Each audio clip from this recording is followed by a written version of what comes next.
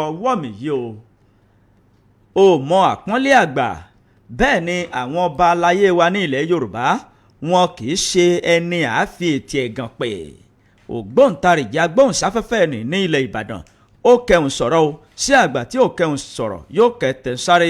ìwé ìròyìn Tribune ló ti ìròyìn náà jáde. nínú ìwé ìròyìn Vanguard náà ni ìròyìn eléyìí wà o níbi tí Jerry Ghana tó ti sọ̀rọ̀ ó ní ààrẹ àná lórílẹ̀‐èdè wa Nàìjíríà tẹ́lẹ̀ rí iyún Jonathan ó ní wò ó yóò jáde dupò yóò sì padà sí Aso Rock gẹ́gẹ́ bí ààrẹ fún ọdún 2027 Jerry Ghana ló sọ̀rọ̀ ọ̀hún lédè ìwé ìròyìn Vanguard ló sì fà á jáde. àgbáríjọpọ̀ ẹgbẹ́ ọmọlẹ́yìn Kristi wọ́n ti fètè ẹ̀gàn pé oníwàásù kan o tó ṣe ìwàásù fún àwọn ènìyàn rẹ̀ wípé ìgbàsókè yóò ṣẹlẹ̀ ní ọjọ́ 23 sí ọjọ́ 24 àwọn ènìyàn wọ́n ń talé wọ́n ń talẹ̀ wọ́n ń ta gbogbo nǹkan tó jẹ́ nǹkan ìní wọn ni wọn ò bá rí ìgbàsókè mọ́ ìwé ìròyìn Punch ló Punch ẹ̀ jáde. nínú ìwé ìròyìn Daily Post náà ni ìròyìn eléyìí wà o níbi tí àwọn ẹgbẹ́ òṣèlú APC ní ìpínlẹ̀ Ọ̀yọ́ ti ń sọ̀rọ̀ o wọ́n ní ọdún 2027 wọ́n ní ẹgbẹ́ òṣèlú APC yóò gbàgbára lọ́wọ́ ẹgbẹ́ òṣèlú PDP ní ìpínlẹ̀ Ọ̀yọ́ ti àyè sẹ́nitọ́ Ali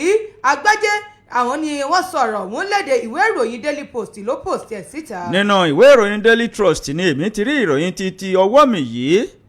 ìjọba àpapọ̀ ní orílẹ̀-èdè Nàìjíríà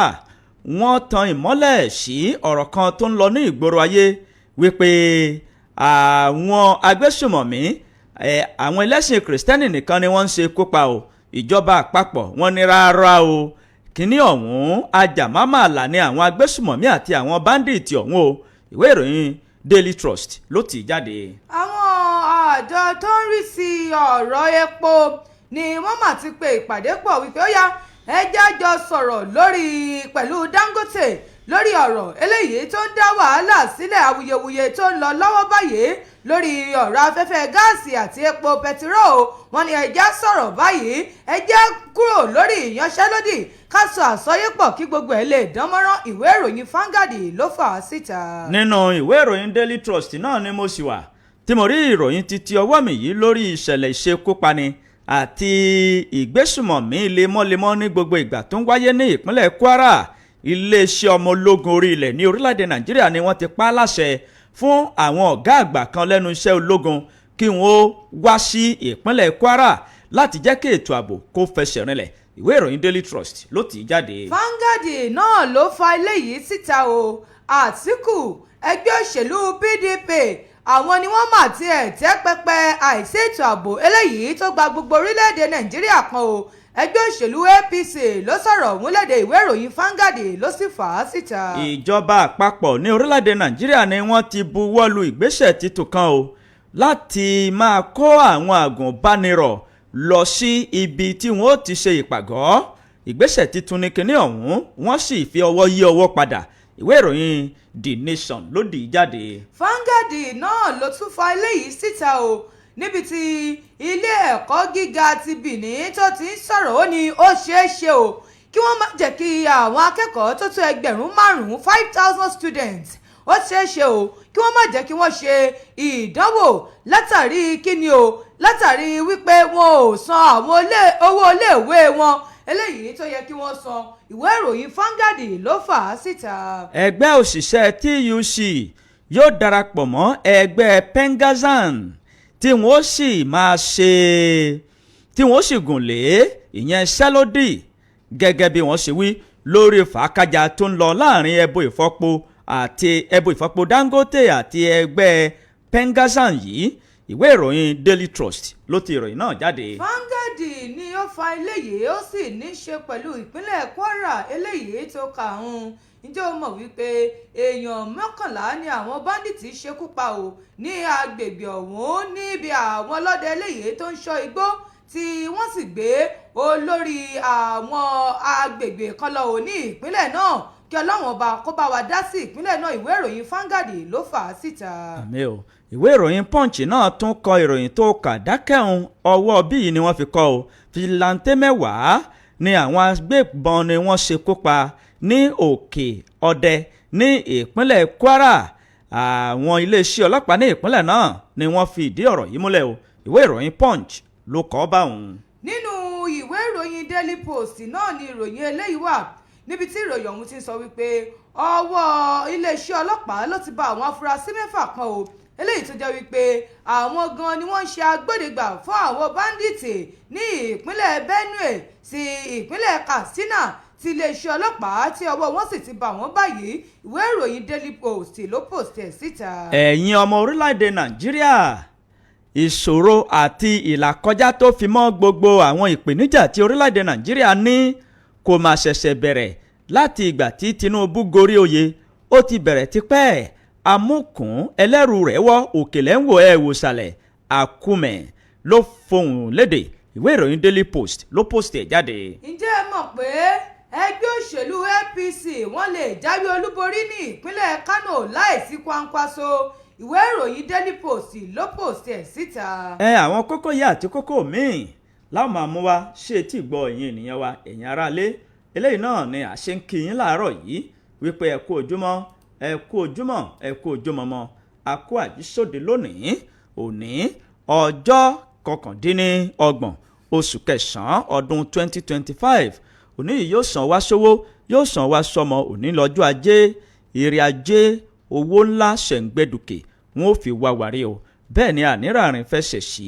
nínú ilé yìí o àwọn báńdíìtì wọn ò ní sálábàápàdé wa bẹ́ẹ̀ ni àwa náà ò ní sálábàápàdé wọn ọlọ́run yóò sì dá àlàáfíà padà sí gbogbo àwọn ibi tó ti dàbí wípé kinní ọ̀hún tó ti mẹ́hẹ̀ ọlọ́run ó dá àlàáfíà padà síbẹ̀ o à ń kí yín láti ìkànnì wa níbí ìkànnì 99 lẹ́ ń gbọ́ lọ́wọ́ síìpù ló ń jẹ́ báwọn ìkànnì 99 pẹ̀lú ìyànmọ́sí tó gbé òkàn pọ̀n ìlú òkè o látàkàn mọ́lẹ̀ sí ní ìjọba ìbílẹ̀ Kájọlà láwà tá a ti ń dún yomoyomo tá a ti ń kò yomoyomo tá a ti ń dún sétí gbogbo ọmọ ẹ̀dá ayé tó láǹfààní àti oore ọ̀fẹ́ láti máa gbọ́ wa gbọ́ ìròyìn àjùmọ̀nà wa láàárọ̀ yìí à ń ṣe yín pẹ̀lẹ́ o wípé etí tẹ̀ fi ń gbọ́ wa ìró ire lẹ́ẹ̀ máa fi gbọ́ o bẹ́ẹ̀ ni ẹ̀ nífẹ̀ẹ́ tí yín gbọ́ ìró ìbànújẹ́ láṣẹ Ìdùmarè aya nínú ilé yìí ò ní kú àwọn ọmọ wa wọn ò ní di ọmọ ọlọ́mọ bẹ́ẹ̀ ni ọkọ nínú ilé yìí kò ní rèwàlẹ̀ àṣà òkè òkè láṣẹ máa wọ lọ o bá a ṣe ń kọwọ́ bàpò báyìí owó láà máa mú jáde o bí a ṣe wà nínú oṣù bàbàbà ẹrù tí abiyamọ kì í tú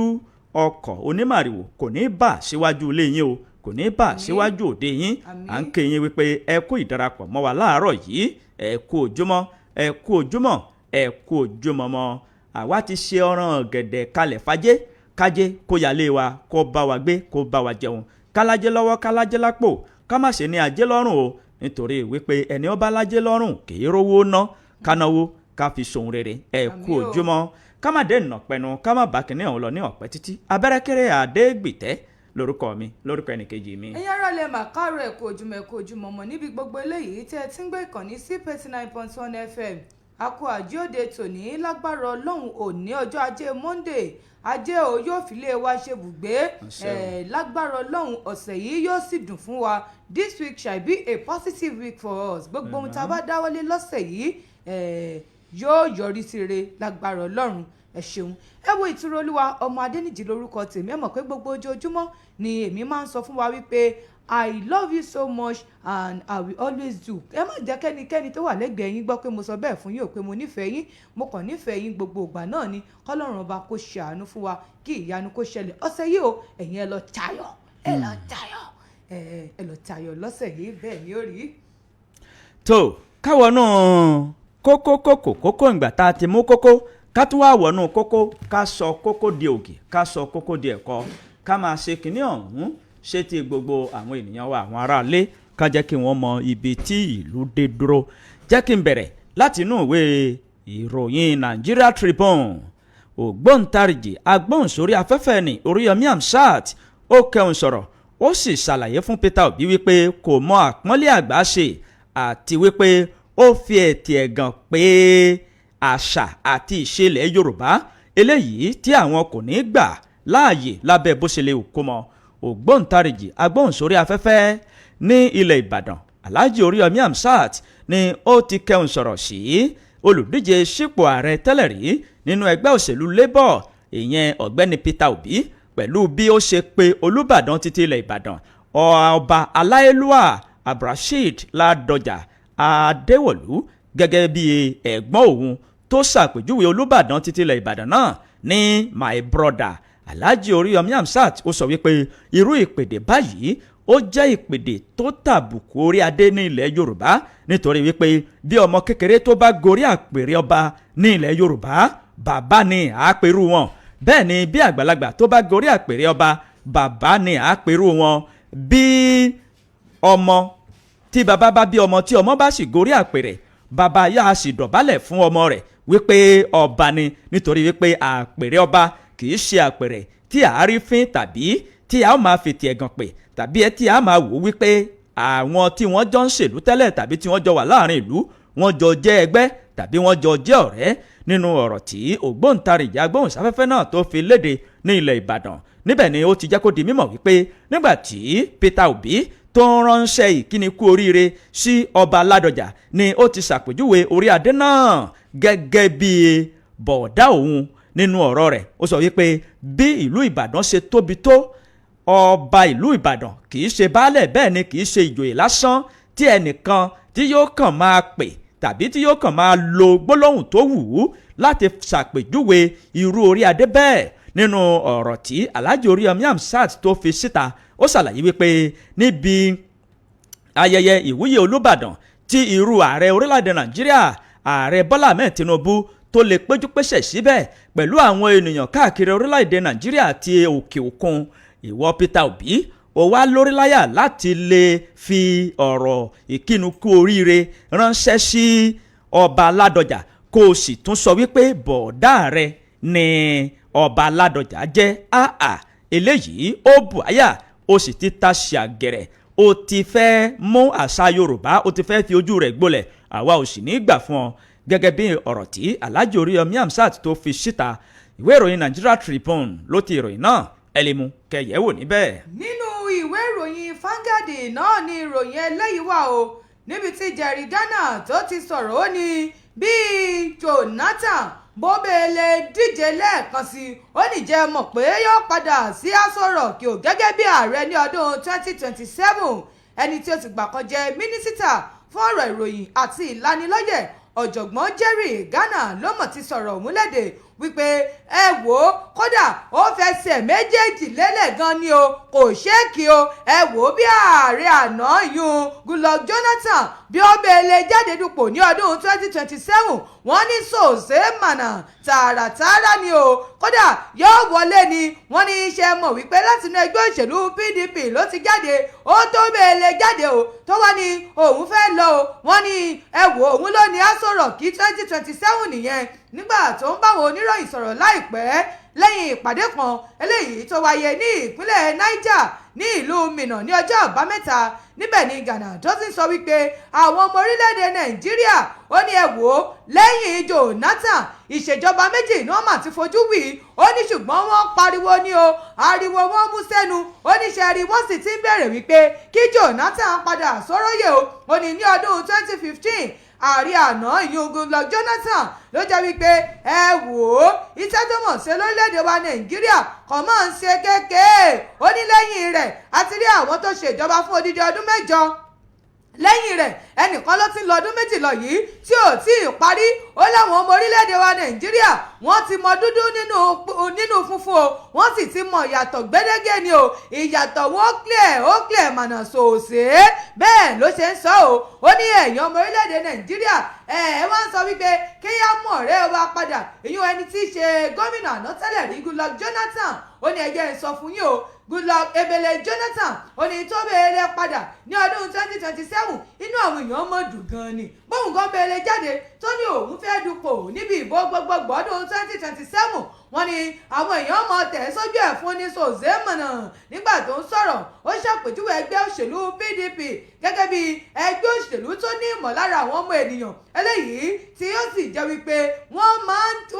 ń ṣe gbogbo nǹkan dé gbogbo àwọn ìpele tó kéré jùlọ ó ní èyí bí ebele fún bí Jonathan bẹ̀lẹ̀ jáde Jonathan ọmọ orílẹ̀-èdè Nàìjíríà bẹ̀rẹ̀ rẹ o wọ́n béèrè rẹ̀ bó bèèlè wọlé òun ni ó lọ gbá sọ̀rọ̀ kì ní ọdún 2027 ó wá ń rọ gbogbo èèyàn ọmọ orílẹ̀-èdè nàìjíríà ó ní shine your eyes ẹ lajú yín kẹràn kọ́dọ́rọ́ ó ní ẹ ti mọ̀ yàtọ̀ láàrin ìjọba àti ìjọba báyìí ẹ̀yin ní kẹwàá ọmọ eléyìí tẹ́ fẹ́ ìjọba gidi èmi lè sọ fún yín pé Jonathan yóò ṣe dáadáa ni o lára àwọn tí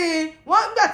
níbi ìpàdé ọ̀hún nígbà wọ́n sọ̀rọ̀ wọ́n bá mẹ́nu lé pé ẹ ṣe mọ̀ pé ìbò kan o eléyìí tí wọ́n dì í bì kan báyìí ló ṣe rí ó ní ẹ̀wò ó tèmi á sọ fún yín ni ẹ já fọwọ́sowọ́pọ̀ ká gbé gómìnà ààrẹ àná ká gbé padà sóróyè ní ọdún 2027 kí orílẹ̀-èdè wa nàìjíríà kó lè dùn kó lè ládùn ju bó ti wà tẹ́lẹ̀ lọ ìwé ìròyìn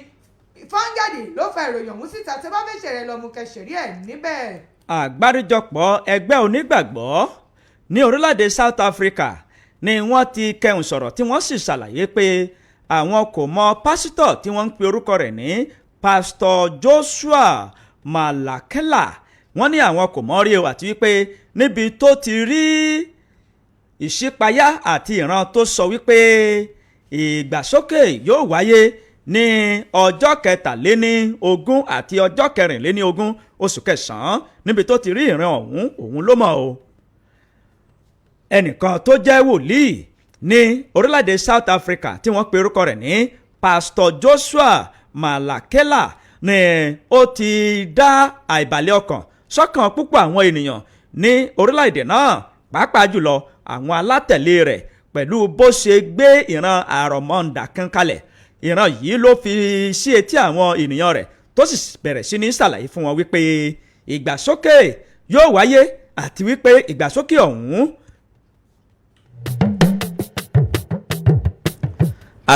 ìgbàsókè ọ̀hún òun ni yóò ṣẹlẹ̀ ní ọjọ́ kẹtàléníogún oṣù kẹsàn-án sí ọjọ́ kẹrìnléníogún oṣù kẹsàn-án ní kété tí àwọn èèyàn alátẹ̀lé rẹ̀ tí wọ́n bẹ̀rẹ̀ sí ní gbọ́ ọ̀rọ̀ yìí ní púpọ̀ wọn ni wọ́n bá ń ta ilé bẹ́ẹ̀ ni wọ́n ń ta ilẹ̀ wọ́n ń ta ohun gbogbo tó jẹ́ tiwọn bẹ́ẹ̀ wọ́n sì ń fi owó rẹ̀ kí ni wọ́n fi ń ṣe o ìwé ìròyìn yìí ò kọ nǹkan tí wọ́n fi owó náà ṣe nínú ọ̀rọ̀ àwọn ènìyàn nígbà tí ọjọ́ tó pé ṣebí bí a bá dá ọjọ́ a pé bá a bá dá ìgbà kò nígbà tí oṣù kẹsàn-án tó di ọjọ́ kẹtàléníogún tó sì tún di ọjọ́ kẹrìnléníogún kò sẹ́nikẹ́ni tó lọ sí òkè nínú ọ̀rọ̀ rẹ̀ ó sọ wípé ní kété tí ọjọ́ kẹtàléníogún tó bá ti pé ni àwọn áńgẹ́lì láti àjùlé ọ̀run ni wọ́n bẹ̀rẹ̀ sí ní fún fèrè pòpòpòpòpòpò tí gbogbo àwọn ènìyàn tí iṣẹ́ wọn tó bá mọ́ tí wọ́n ní ọwọ́ mímọ́ àti ìwà funfun ni wọ́n bá fi ìyẹ́fò ni wọ́n sì máa fi ìyẹ́fò lọ sókè bíi idì tí gbogbo àwọn oníṣẹ̀ṣẹ̀ tí wọ́n sì wà ní ilé ayé ṣùgbọ́n gbà tí ọjọ́ ọ̀hún pé àwọn ènìyàn tí wọ́n ti talẹ̀ ta gbogbo nǹkan tó jẹ́ tiwọn wọn ò máa wùyẹ́ bẹ́ẹ̀ ni wọn ò fi ìyẹ́fò làwọn ènìyàn ni wọ́n bá ní irú ìran wo leléyìí nígbà tí àwọn àgbáríjọpọ̀ ẹgbẹ́ onígbàgbọ́ ní orílẹ̀-èdè náà tí wọ́n kẹhùn sọ̀rọ̀ ni wọ́n ní ẹni náà ni ó jẹ́ oníwàásù èké àti arínà èké àti òjíṣẹ́ ọlọ́run èké àwa ò mọ̀ rí o ìwé ìròyìn Punch ló Punch ẹ̀ bẹ́ẹ̀ bá fẹ́ wò ó ẹ lọ mú kẹyẹ wò níbẹ̀. ẹ̀ẹ̀kan ló ń ṣàánú ijó náà ẹ̀yàn kan ló kàn ń sọ fún pé wọ́n má dàbí ike wọ́n ní ayé ọ̀pàdé ló mú ní ẹ́. ayé ọ̀pàdé dúró táyé bá parí ìgò tó débi ẹja koté níbo ló fi sí. ẹja àgbódò ni kò ń ṣe koté nìkan yóò bá ń fò lọ́rùn pẹ̀lú mi náà ni ṣùgbọ́n gbà tí a wá retí ta retí di bí aago kan ọ̀sán torí aago kan ọ̀sán mọ̀ kóòrùn máa ń ràn gbà wọn kó ṣe é ṣe kó jẹ́ káwọn àkókò ní. tí ayé ọba parẹ́ òórùn rìn dáadáa. no mo sọ ni dáadáa èmi mo wo súrà rẹ̀ ńgbà tí wọ́n ní wọ́n sọ ni ìjọ musa rẹ̀ ni ò ti sọ pé ẹ wò ó jẹ́ ìjọ oúnjẹ wọn láyé ó parẹ́ lónìí wọn ni ìwọ lọ àwọn ò gbọ́ kankan ṣùgbọ́n a dúpẹ́ lọ́wọ́ Ọlọ́run pa yóò parí Bíbélì gan sọ ó ní kò sẹ́nikẹ́ni tó mọ ìgbà tí àkókò tí gan ò mọ̀ Ọlọ́run ò fún ẹnikẹ́ni ní oore ọ̀fẹ́ hàn láti mọ̀ nígbà tẹ́ni tọ́lọ́run ò wá fẹ́nikẹ́ni lórí ọ̀fẹ́ àti mẹ́gà máa ṣe dáadáa torí pé ńgbà tó bá dé ká mọ̀ ṣe dáadáa bí ọ̀rọ̀ àyànfẹ́ pé ẹ mọ̀ ṣe dáadáa kẹsì mọ́ járì sí tiẹ̀ nítorí ọjọ́ báyìí náà ní kọ́lọ́run ṣàánú wa nígbà tí gbogbo òkólọ náà bá dé tí ìgbàsókè bá dé kọ́lọ́run ọba kó kà wá yẹ máwọn alààyè ọkàn àti àwọn tí Ọlọ́run ó sọ pé káàbọ̀ ọmọ ọ̀dọ̀ rere ìwọ bọ́ sínú ayò olúwa rẹ orí mẹ̀mẹ́dọ̀nù máa jẹ mẹ̀mẹ́dọ̀ lọ mẹ̀mẹ́dọ̀ olúwa rẹ tá a ti pèsè kalẹ̀ fún ọ. tá a ti pèsè wọ́n sì ẹ̀kọ́ lọ́hùn kó ṣe ànúmọ̀jà dánni mọ́ jù torí ìtìzú ẹ̀. nínú ìwé ìròyìn Daily Post náà ni ìròyìn eléyìí wà o níbi tí ìròyìn ọ̀hún ti ń sọ wípé ẹgbẹ́ òṣèlú APC ní ìpínlẹ̀ Ọ̀yọ́ ni wọ́n gba ọkọ̀ lọ́wọ́ ẹgbẹ́ òṣèlú PDP ní ọdún 2027. àwọn olóyè inú ẹgbẹ́ òṣèlú APC ní ìpínlẹ̀ Ọ̀yọ́ ni wọ́n ti fohùn léde o wọ́n sì ní gbogbo nǹkan làwọn ti ń sà láti rí i wípé àwọn gba ọkọ̀ padà yún àwọn gba ipò padà ní ọdún 2027 kúrò lọ́wọ́ ẹgbẹ́ òṣèlú PDP ní ìpínlẹ̀ Ọ̀yọ́. àwọn olóyè inú ẹgbẹ́ ọ̀hún ló sọ̀rọ̀ ọ̀hún di mímọ̀ ní ọjọ́ àbámẹ́ta nígbà tí wọ́n ṣíṣọ lójú ìwé kan tí wọ́n sì fi ọ̀rọ̀ ọ̀hún tó àwọn oníròyìn létí. níbẹ̀ ni wọ́n ti sọ wípé ẹ wò ó gbogbo wa àwọn ẹgbẹ́ òṣèlú APC ní ìpínlẹ̀ Ọ̀yọ́ àwa o a ti ń gbáradì dígbíndígbín kò sì sí wàhálà kankan nínú ẹgbẹ́ wa ọdún 2027 àwa ẹgbẹ́ òṣèlú APC lónìí ní ìpínlẹ̀ Ọ̀yọ́. ọ̀rọ̀ ọ̀hún ni wọ́n sọ o wọ́n sì ní ẹ wò ó nígbà tí wọ́n ṣíṣọ lójú ìwé titun ọ̀hún wọ́n fi sọrí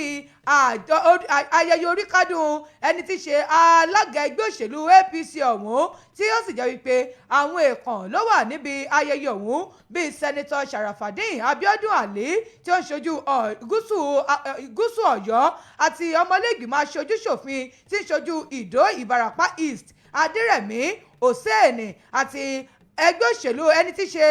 APC senatorial aspirant yún ẹni tí ó jẹ́ olùdíje o tí òun náà ń fojú sùn fún láti díje fún sí ipò sẹ́nitọ̀ ní Ọ̀yọ́ Central ọ̀gbẹ́ni Wàsíù Adémọ́lá Ali àti àwọn èèkàn míì látinú ẹgbẹ́ òṣèlú APC barrister Hakeem Agbaje gbogbo wọn ni wọ́n wà níbi ayẹyẹ ọ̀hún. àwọn míì tó tún wà ń bẹ̀ láti rí Ayọ̀dèjì Abbas Alẹ́ṣinlọ́yẹ ẹgbẹ́ òṣèlú ẹni tí ó jẹ́ akọ̀wé fún ẹgbẹ́ òṣèlú APC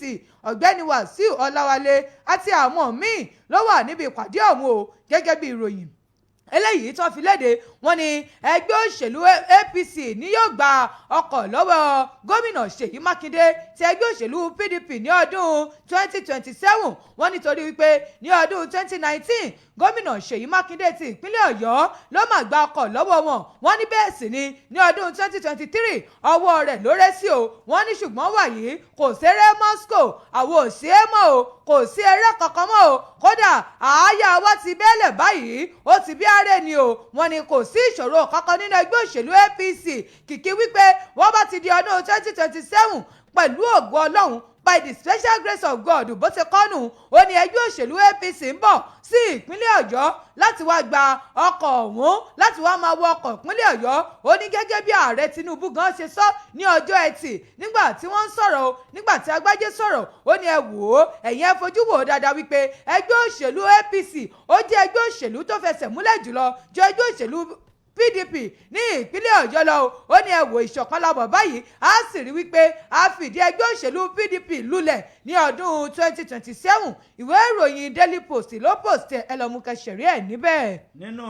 ìwé ìròyìn Daily Trust ní ìròyìn tọdọ́mì yìí ló ti jáde wá o. ìjọba àpapọ̀ ní orílẹ̀-èdè Nàìjíríà ni wọ́n ti kẹ́hùn sọ̀rọ̀ tí wọ́n sì tan ìmọ́lẹ̀ sí ọ̀rọ̀ kan tí wọ́n ń gbé káàkiri ìgboro orílẹ̀-èdè Nàìjíríà àti ní òkè òkun wípé àwọn agbésùmọ̀mí àwọn ẹlẹ́sìn kìrìsìtẹ́nì nìkan ni wọ́n ní lọ́kàn láti máa ṣe kópa gẹ́gẹ́ bí ìjọba àpapọ̀ bí wọ́n ṣe wí. wọ́n ní ìròyìn náà ìròyìn irọ́ ni o àti wípé òfúùtù fẹ́ẹ̀ tẹ̀ àṣà tí ò ní kánun. ìjọba àpapọ̀ ni wọ́n ti jiyàn àhesọ ọ̀rọ̀ kan tí àwọn ènìyàn tí wọ́n ń gbé káàkiri ní orílẹ̀-èdè àgbáyé pàápàá jùlọ lágbọn ètò ààbò àti bí ètò ààbò bí ò ṣe rajajaja ní orílẹ̀-èdè Nàìjíríà. àwọn ènìyàn kan ni wọ́n bẹ̀rẹ̀ sí ní faṣíkàfù ọ̀rọ̀ ọ̀hún káàkiri ní orílẹ̀-èdè àgbáyé wípé ní orílẹ̀-èdè Nàìjíríà o ìṣọ̀wọ́ àwọn ẹlẹ́sìn ìgbàgbọ́ àwọn kìrìsìtẹ́nì ni àwọn agbésùmọ̀mí ni wọ́n ń yọ́kẹ́lẹ́ tí wọ́n ń ṣe kópa nínú ọ̀rọ̀ kan tí mínísítà tó ń rí sí ìròyìn àti ìfiléde tí ó fi síta ìyẹn Mohammed Idris òun ni ó jẹ́ kí ọ̀rọ̀ náà kó di mímọ̀ tó sì sọ yé pé àwọn tí wọ́n ń gbébọn jà tí wọ́n ń ṣòro bí agbọ́n yìí ajàmámàlà ni wọ́n. kódà kì í ṣe wípé àwọn ẹlẹ́sìn mùsùlùmí tàbí ẹlẹ́sìn kìrìsìtẹ́nì nìkan ni wọ́n ń ṣekú pa o wọ́n ní gbogbo àwọn ènìyàn tí wọ́n bá ti ṣalábàápàdé wọn ni wọ́n rán lọ sí ọ̀run àjàǹte. Ó wá ṣàpèjúwe irú ìròyìn bẹ́ẹ̀ gẹ́gẹ́ bí ìròyìn tó lè ṣì àwọn ènìyàn lọ́nà àti ìròyìn tó lè dárúgúdù sílẹ̀ gẹ́gẹ́ bó ṣe wí. Ó tẹ̀síwájú nínú ọ̀rọ̀ rẹ̀ wípé gbogbo àwọn agbésùmọ̀mí wọ̀nyí àti àwọn tí wọ́n ń da omi àlàáfíà ìlú orílẹ̀-èdè Nàìjíríà rú wọn kò ní lọ́kàn láti ṣe ikú pa àwọn kìrìsìtẹ́nì nìkan o ṣùgbọ́n gbogbo àwọn ènìyàn tí wọ́n bá ti ṣalábàápàdé wọn ni wọ́n ń pa ṣùgbọ́n àti gbẹ́ndú àti ahéré ohun gbogbo yóò padà lọ sópin ìgbàgbọ́ tí gbogbo rẹ̀ yóò sì di ohun àfìsẹ́yìn tí eégún fi sọ tí ètò ààbò tí yóò sì fẹsẹ̀ rinlẹ̀ gẹ́gẹ́ bó ṣe wí. Ó ṣàlàyé pẹ̀lú ẹ̀rí àti oríṣiríṣi àwọn ẹ̀rí máa jẹ́ mi nṣó. Ó ní ọdún 2023 láàrin oṣù karùn-ún sí oṣù kejì ọdún 2025 ó ní tẹ́ ẹ bá wò ó iye àwọn agbésùmọ̀mí tó jẹ́ wípé wọ́n ṣe ìkọlù sí àwọn ènìyàn ẹ lọ wò ó kì í ṣe kìrìsìtẹ́nì tàbí ẹ̀sìn mùsùlùmí nìkan ni wọ́n ṣe ìkọlù sí ṣùgbọ́n gbogbo àwọn ènìyàn gẹ́gẹ́ bó ṣe wí. Ìwé ìròyìn Daily Trust ló ti ìròyìn náà jáde ẹ lè mú kẹyẹ̀wò níbẹ̀. nínú ìwé ìròyìn Daily Post náà ni ìròyìn eléyìí wà o níbi tí gómìnà Oti tó ti ń ṣe ìkìlọ̀ fún gbogbo ẹ̀yin aláboyún pé ẹ yé máa lọ sílé àwọn eléwé ọmọ láti lọ bímọ síbẹ̀ o ó nítorí wípé ó ti ṣe òkùnfà àwọn nǹkan eléyìí tó pọ̀ sí àgọ́ ara àwọn aláboyún. Gómìnà ìpínlẹ̀ Abia Alex Oti ló ti sọ̀rọ̀ pẹ̀lú ìbínú tó sì tako ìwà tí àwọn olóyún wù wípé àwọn olóyún eléyìí tí wọ́n ń tọ àwọn agbẹ̀bí alábẹ́lé lọ ó ní láti lọ bímọ ó ní lélẹ́yìí tó yẹ kí wọ́n gba àwọn ilé ìwòsàn ìjọba lọ wípé ọ̀pọ̀lọpọ̀ ló ti gbẹ́mìí mì tó sì ti sọ ẹ̀mí rẹ̀ nù sọ́wọ́ irúfẹ́ ìgbésẹ̀ bẹ́ẹ̀. Oti ló sọ̀rọ̀ wọ́n níbi ilé ìwòsàn alábọ́dé kan tí ó wà ní Omaya ní South Local Government tiwọn níbẹ̀ ni ó ti ń sọ tí ó sì sọ wípé òun mà kábàámọ̀ wípé ọ̀pọ̀lọpọ̀ aláboyún ni ó ti já wípé wọ́n ti pàdánù ẹ̀mí wọn lásìkò tí wọ́n ń rọbí látàrí àwọn bí tí wọ́n lọ bí ọmọ wọn sí. Gómìnà náà pẹ̀lú lábẹ́ ẹni tí ṣe aṣojú ẹ̀ yún ẹni tí ṣe kọmíṣánná fún ètò ìlera fún ìpínlẹ̀ Abia ọ̀jọ̀gbọ́n Enoch Ogbonaya Uche ni ó sọ ọ̀rọ̀ òun náà jáde wípé ìṣèjọba Oti ni ó ti ṣetán láti dóòlẹ̀mí àwọn ìyá àti àwọn ọmọ wẹ́wẹ́. Wọ́n ní báyìí wọ́n àyè ti wà káàkiri àwọn iléèwòsàn alábọ́dé fún ẹ̀yin ìyá ọlọ́mọ ẹ̀yin olóyún ẹ lọ fi ọkọ̀ sílẹ̀ fún àwọn àyẹ̀wò láti mọ ibi tí ẹ dé dúró pẹ̀lú àwọn ọmọ yín àti ẹ̀yin gangan ó ní ó ṣeni láàánú wípé àwọn olóyún lónìí wọn ò lọ ilé ìwòsàn mọ́ ilé àwọn agbẹ̀bí alábẹ́lé òun ni wọ́n lọ tó sì jẹ́ wípé ó ń ṣokùnfà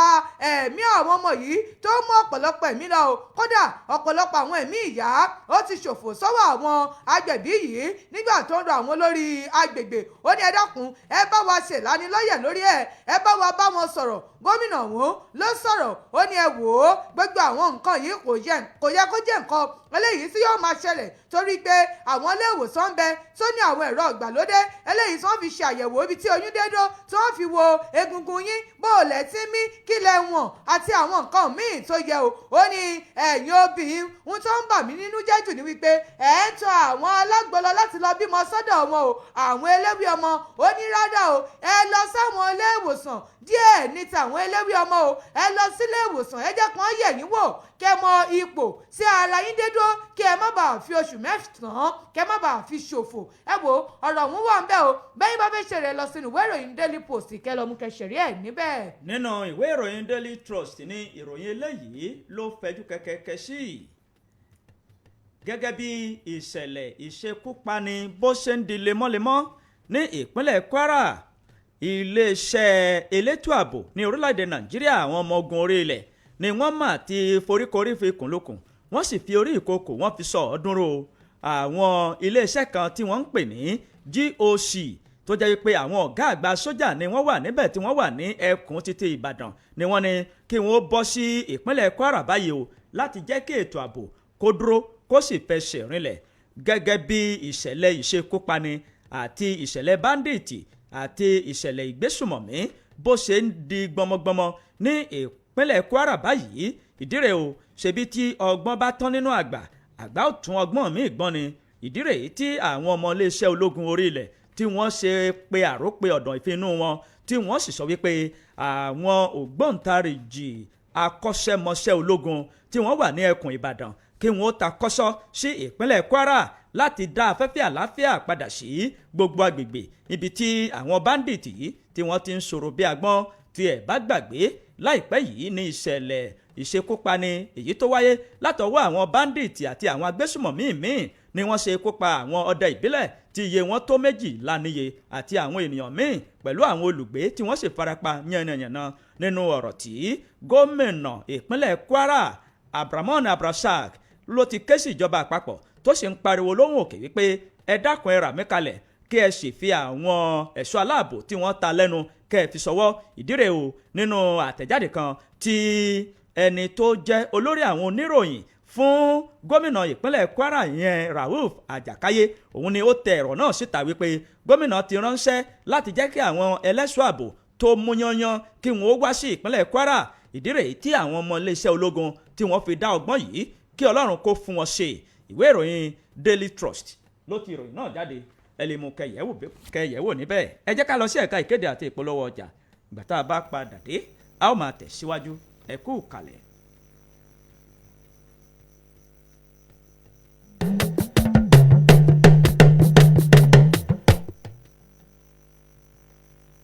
ẹ tẹ́tí sí ìkéde pàtàkì yìí NBA Unity and Progress ẹgbẹ́ ìrẹ́pọ̀dùn Bricklayers Association òkèò lábẹ́ alága wa ọ̀gbẹ́ni Rafiu Ajékìígbé akọ̀wé ọ̀gbẹ́ni Maradisa Adémọ́lá àti gbogbo ìgbìmọ̀ ẹgbẹ́ Bricklayers òkèò lápapọ̀ ń kí àwọn ìgbìmọ̀ olùdarí iléèwé Federal University of Agriculture and Technology òkèò FUNATO tí ìjọba àpapọ̀ ṣẹ̀ṣẹ̀ yàn lábẹ́ ọ̀gá iléèwé ọ̀hún ọ̀jọ̀gbọ́n Jacob Babayemi kú oríire yàn sípò wọn. Wọ́n gbàdúrà fún ọgbọ́n ìmọ̀ òye àti ìbùkún láti lè mú iléèwé náà dé èbúté ògo. Bákan náà ni wọ́n tún kí kábíyèsí oúnjẹ ti ìlú òkèò ọba Dr. Abdulrafi Oṣuọlálé Mustapha Adéìtàn kejì àwọn ìgbìmọ̀ ẹgbẹ́ ọmọ ìbílẹ̀ ti ìlú òkèò àti ní pàtàkì jùlọ bàbá wa ọ̀jọ̀gbọ́n Ṣẹ́gun Gbadegẹṣin àti gbogbo àwọn tó bá mi òkè lò fún àṣeyọrí ilé ẹ̀kọ́ náà. Wọ́n gbàdúrà fún àjíǹde ara tó péye àti ọ̀pọ̀lọpọ̀ ìdàgbàsókè fún ìlú òkèò àti òkè ògùn lápapọ̀. Olùkéde ìrẹ́pọ̀dùn Bricklayers Association òkèò lórúkọ gbogbo ọmọ ẹgbẹ́ pátá. ẹ tẹ́tí sí ìkíni pàtàkì yìí alápákó àlàjèrè ní tiwa gbogbo ẹgbẹ́ alápákó ti ìlú òkèò lábẹ́ alága Rasak Ọláìyá igbákejì alága Bashiru Àyànlọ́wọ́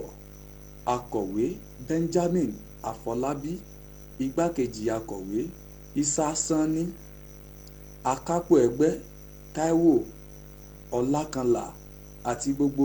ọmọ ẹgbẹ́ SAUPAC ti ìlú òkèò kí ọ̀gá àgbà fásitì ìmọ̀ ọ̀gbìn àti ìmọ̀ ẹ̀rọ ọ̀jọ̀gbọ́n Jacob Ọláníyìn Babayemi àti gbogbo àwọn ọ̀gá àgbà ní fásitì FUNATO pé wọ́n káàbọ̀ sí ìlú òkèò. A gbà á ládùúrà pé ọgbọ́n ìmọ̀ òye àti àlàáfíà tó péye lọ́ba òkè yóò fi jíkì yín o. A sì tún fi tọ̀wọ̀tọ̀wọ̀ dúpẹ́ lọ́wọ́ ọba aláyélúwà ọba Rafiu Oṣuọlálé Mustapha Adéìtàn kejì oúnjẹ ti ìlú òkèò ọ̀jọ̀gbọ́n Ṣẹ́gun Gbádégẹṣin ọmọ ilé ìgbìmọ̀ asòfin àgbà sẹ́nitọ́ Fatai Ọmọ́táyọ̀ Buhari Oyèṣínà Oyèdèjì ọ̀nàrẹ́bù Musibau Azeez Action àti gbogbo ọmọ ìlú òkèò òkè ògùn lápapọ̀ pé a kú oríire náà yóò bá wa kalẹ̀. Olùkéde gbogbo ọmọ ẹgbẹ́ alápákó ti ìlú òkèò alápákó àlàjèrè ní tiwa o. Hello. Dádì mi àwọn wẹ́dà tí wàá ṣe géètì wa o. B1 Unity and Progress. Ìrẹ́pọ̀dùn Weather Association ti Kájọlà ló ń kí wa pé FUNATO dé ìrédé. Ìṣínà ire ni ká fọwọ́sowọ́pọ̀ o kí FUNATO kó lè ga.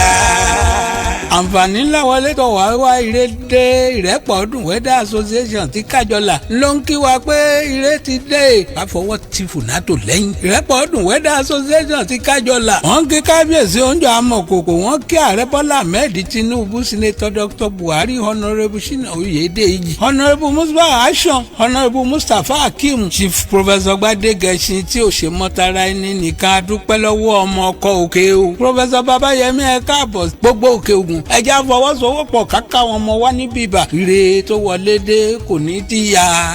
lórúkọ àjọrìnmọ́rin ìrẹ́pọ̀dù weather association ti kájọlà lábẹ́ alága john adéoyè akọ̀wé ganiyu bọ́láńlé àwọn ló ń kéde. ẹ tẹ́tí sí ìkéde pàtàkì yìí àwọn akẹ́kọ̀ọ́ jáde ilé kéwu nuru islamiyah ní ìlú ayétòrò òkè wọ́n fi àsìkò yìí ké sí gbogbo àwọn akẹ́kọ̀ọ́ jáde ilé kéwu nuru islamiyah wípé àwọn fẹ́ ṣe ìpàdé ọlọ́dọọdún tí wọ́n máa ń ṣe ìpàdé náà ni yóò wáyé ní ọjọ́ kìíní oṣù kẹwàá ọdún 2025 ní àyíká ilé kéwu ọ̀hún ní déédéé aago 9 òwúrọ̀ àwọn aláṣẹ ilé kéwu nuru islamiyah wọ́n wá tún lo àsìkò yìí láti dúpẹ́ lọ́wọ́ àwọn akẹ́kọ̀ọ́ jáde ilé kéwu ọ̀hún fún ìkúnlọ́wọ́ gbogbo ìgbà àti ìgbárùkùtì ọlọ́run ọba Allah yóò máa ṣe àlékún àrísìkí ẹni tó gbọ́ kó bá wa wí fún ẹni tí ò gbọ́ àwọn olùkéde lábẹ́ alhaj Shehidina Hal alága.